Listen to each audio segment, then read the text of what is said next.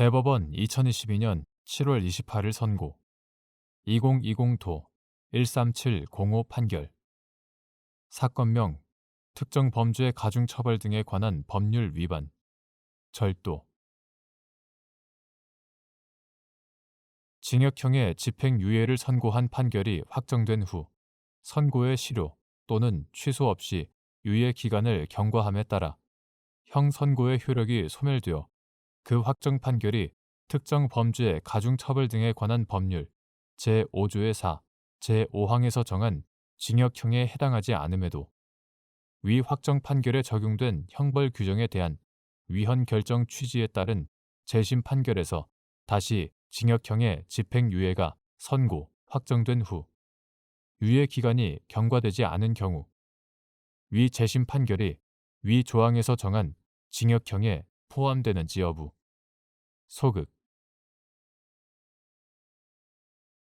특정 범죄 가중처벌 등에 관한 법률 이하 특정 범죄 가중법이라 한다. 제5조의 4, 제5항은 형법 제329조부터 제331조까지 제333조부터 제336조까지 및 제340조, 제362조의 죄 또는 그 미수죄로 3번 이상 징역형을 받은 사람이 다시 이들 죄를 범하여 누범으로 처벌하는 경우에는 다음 각호의 구분에 따라 가중처벌한다 라고 규정하고 같은 항 제1호는 형법 제329조부터 제331조까지의 죄,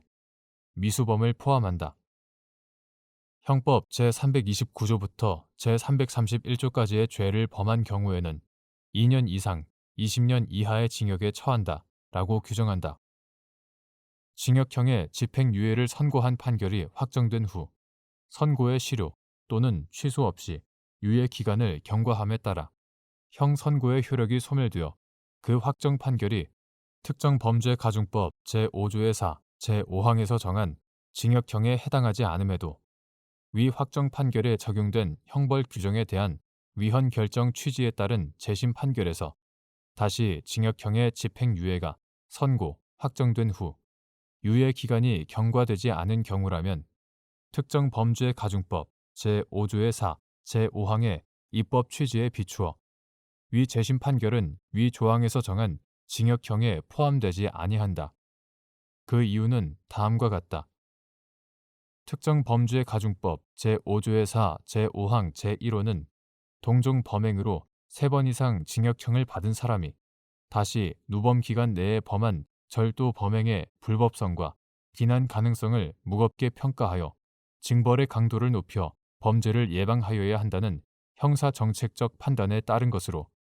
반복적으로 범행을 저지르는 절도범에 관한 법정형을 강화하기 위하여 새로운 구성 요건을 창설한 것이다. 그런데 형의 집행을 유예하는 판결을 선고받아 선고의 실효 또는 취소 없이 유예 기간을 도과함에 따라 특정 범죄 가중법 제5조의 4, 제5항의 구성 요건은 징역형에 해당하지 않게 되었음에도 그 확정 판결에 적용된 형벌 규정에 대한 위헌 결정에 따른 재심 절차에서 다시 징역형의 집행유예가 선고되었다는 우연한 사정 변경만으로 위 조항의 구성 요건에 해당한다거나 그 입법 취지에 저촉되는 불법성, 비난 가능성이 새로 발생하였다고 볼 수는 없다. 만일 특정 범죄 가중법 제5조의 4, 제5항의 구성 요건에 포함되지 않던 징역형의 집행유예 전과가 재심 절차를 거쳤다는 이유만으로 특정 범죄 가중법 제5조의 4, 제5항의 징역형을 받은 경우에 포함된다면